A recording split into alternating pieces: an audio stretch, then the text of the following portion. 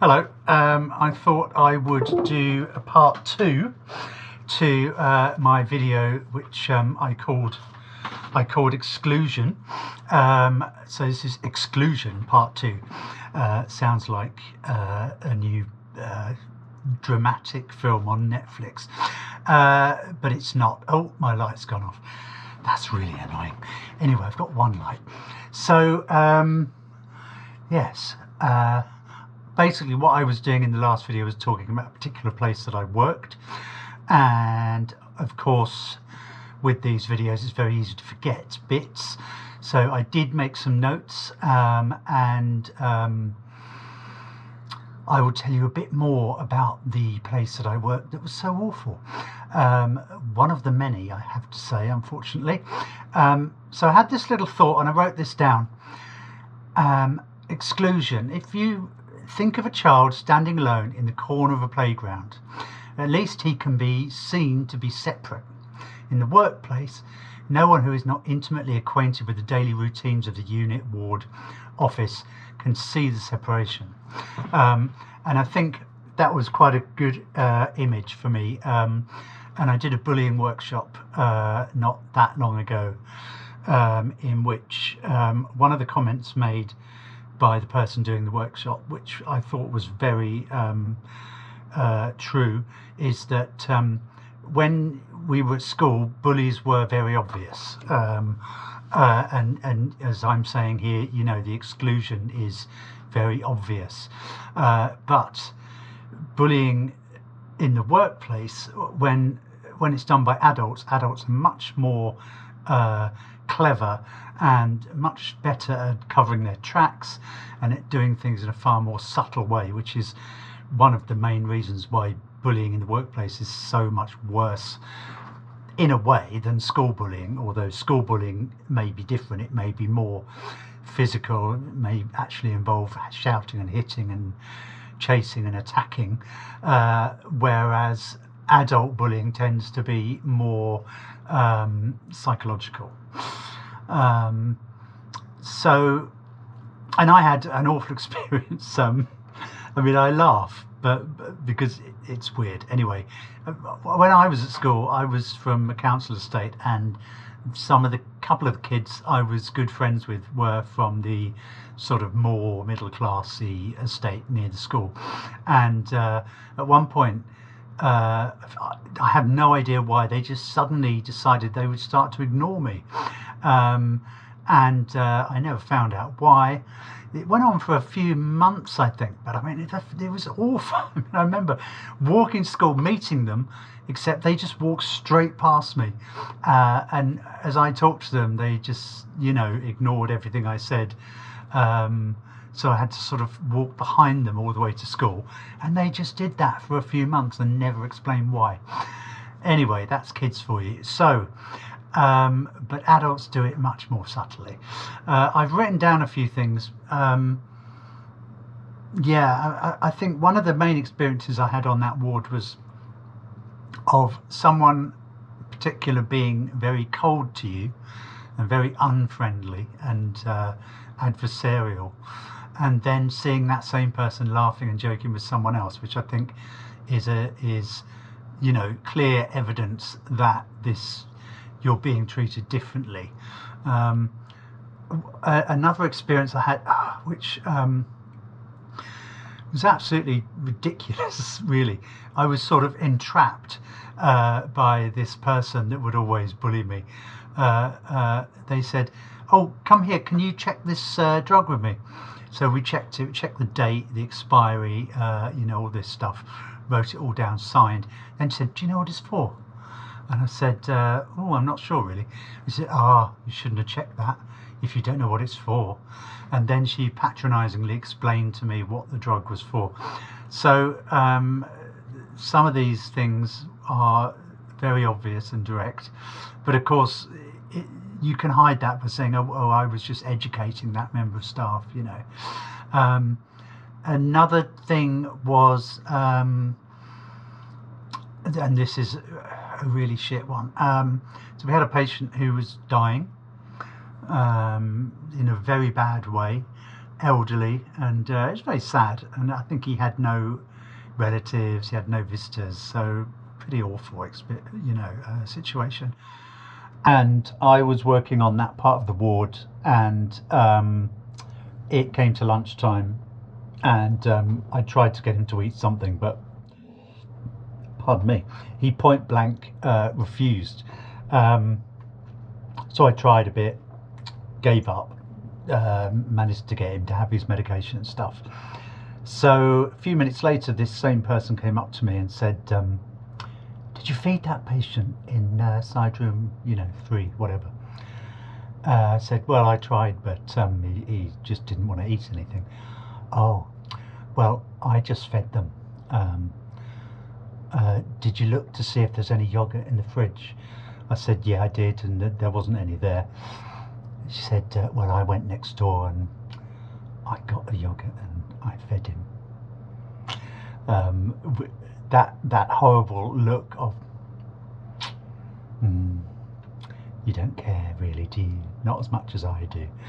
I mean, it's a horrible sort of mental shaming, really. I mean, if you're a nurse and somebody is telling you that essentially they care more than you do and maybe you don't care enough, that's pretty horrible emotional it's like an emotional attack, isn't it? Not a microaggression, but sort of emotional attack. There's 2 more specific ones, and I think so. The annual leave thing, I mean, this is quite different. This is not an emotional thing.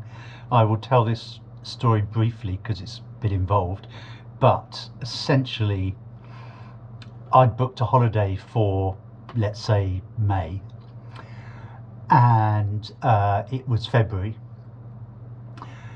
So I put in we had a little book where you put requests. So I wrote in the book very clearly, "Please can I have this week off? I've got leave booked." Funnily enough, the same person was on duty that day, and within, I think, less than an hour, she suddenly rushed up to me and said, "Oh, no, you can't put annual leave requests in the book." And I said, "Well, I've booked the holiday, so I'm letting you know now that I need that week off." They said, "Well, if you need annual leave, you have to wait till the annual leave sheets come out. They come out on the 1st of April. And then you write down what your request is then." Now, clearly, April is a month before May, so it's a little bit last minute. Anyway, I thought, okay, well, what can I do? So I waited. Of course, I was off duty on the 1st of April, and I think I came back to work on the 3rd or 4th of April, something like that. And looked for the sheets. When I found the sheets, my leave week had been taken already. Plus, I noticed that there were about 4 main senior members of staff. All their annual leave was on the sheet already before anybody else's. And I actually spoke to someone. There were 1 or 2 people that were actually quite normal, and that I got on with. And she said that actually what happens when the annual leave sheets come out is that people grab them, run off to the toilet with their mobile phone, and they phone all their friends and make sure that they get their leave in first before anybody else. So I actually complained to Human Resources about that, and I think my manager got told off, which was a minor victory. Yeah, so that's a much more practical way of excluding someone, obviously, and clearly Human Resources agreed with me, so I had as I say, a very small victory there. And the last one I'll tell, because I think it's again a very strange way of punishing somebody. So we had a young girl of about 19. I was about getting on for my 40s, late 30s. She needed an ECG, and her boyfriend was in the room as well. And I decided that I wasn't comfortable doing an ECG on this girl. She was only 19 years old. I'm much older than her. You know, her boyfriend's there. I'm going to be rummaging around or, you know, taking her top off, putting the electrodes on. And I didn't feel happy about it. I mean, I guess either I would have to have a chaperone, which there weren't any available, or I would be put in an uncomfortable position. She would be put in an uncomfortable position. So I went to this person, same person again, and I said, look, I'm not really happy to do it for these reasons. She said, no, you go and do it.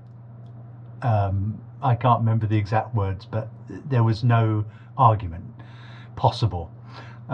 So I suppose I'm ashamed to say it in a way, because I should have just been assertive and stood up and said, no, I'm not doing it.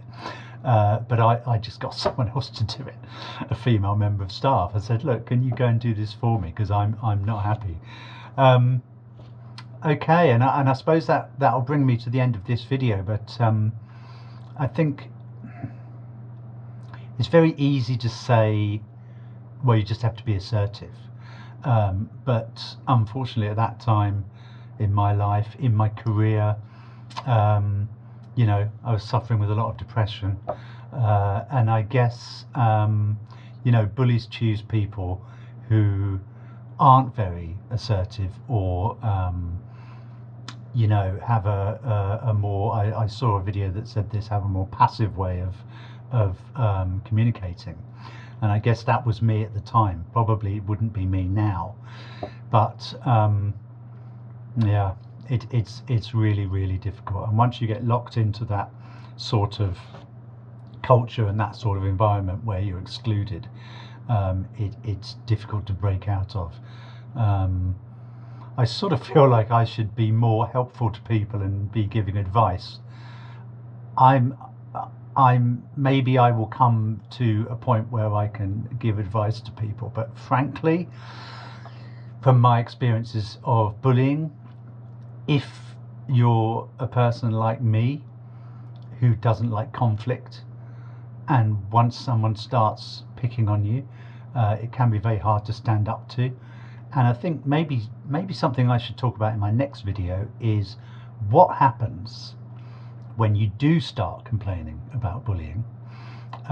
Does it work? So I think maybe that will be my next topic, because essentially I have at other times and more recently spoken out against bullying, and I think it's quite interesting to look at the dynamics of what happens when you do that. So thanks for watching, and I'll see you next time.